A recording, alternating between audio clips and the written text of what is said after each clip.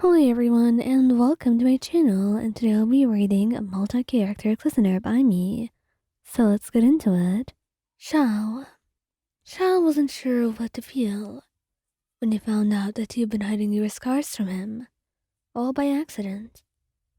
You were changing in the same room, and usually he didn't focus, but this time, he just so happened to glance at your bag, and he saw the many scars there, and he was stunned into silence. And when you finally put your shirt on and turned around and saw him, and the way he looked to be gaping at you, you just tilted your head in pure confusion. What's wrong, Xiao? Why are you staring like that? Is something wrong? You ask, tilting your head in confusion, and he shakes his own.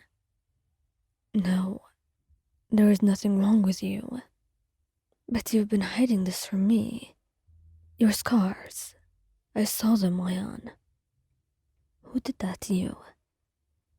He asked you, and that's when you looked away, unable to meet his eyes, feeling ashamed.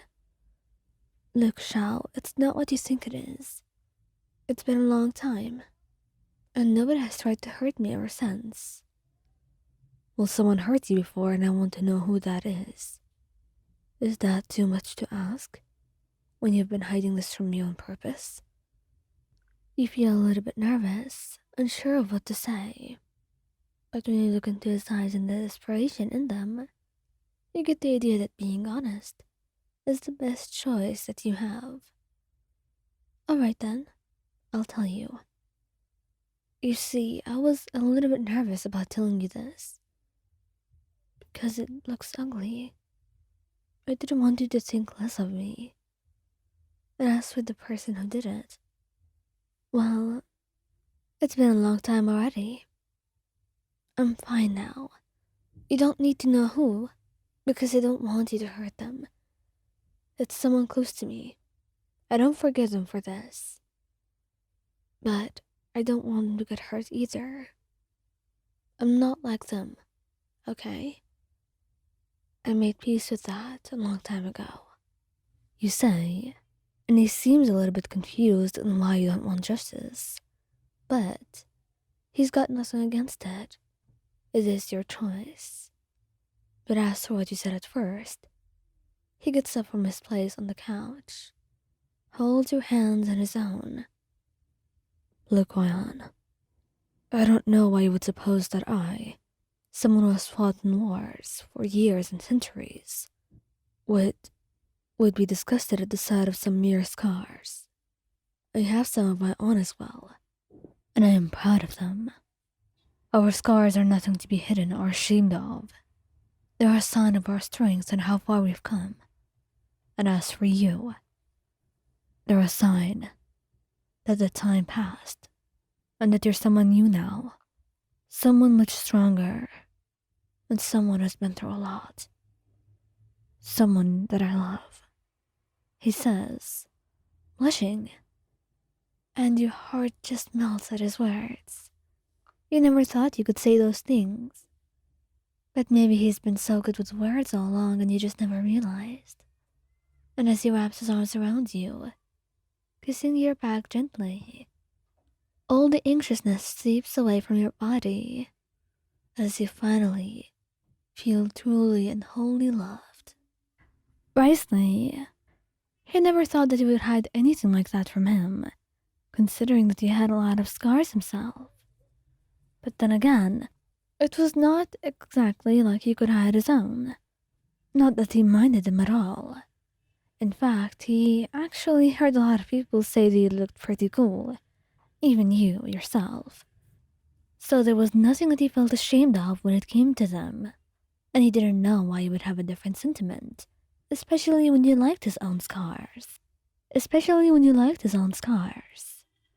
And yet, it seemed like you had a different kind of thought when it came to yourself, which was not really that surprising, now that he thinks about it in more detail. But it was still saddening nonetheless that this is happening.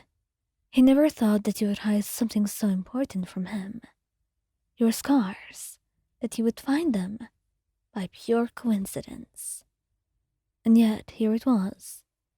You were rolling your sleeves when you found the scars on your arm, and he frowned, looking at you.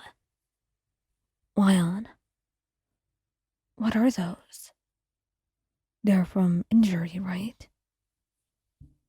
Well, there is a history to them. Please don't think of them a lot. I don't want to be asked any questions about my scars. You say, and he nods, letting the topic drop. He did not want to pressure you into saying anything you didn't want to, but he cups your face in his hands and kisses your forehead. I won't ask if you don't want me to, but please, at the very least, tell me what's going on so I can help you. If you're not feeling well now, then I at least want to be of use. I love you, and you must know that. I know, Wriothesley. I know. I love you. It's just that they're not really something that I want to talk about. They don't have a good story behind them, and they often make me feel weak. And they're ugly too, so... Do you think mine are ugly? No, I never talked about yours. It's not the same. Well, scars aren't supposed to look pretty, Wyon. They're just that. Scars.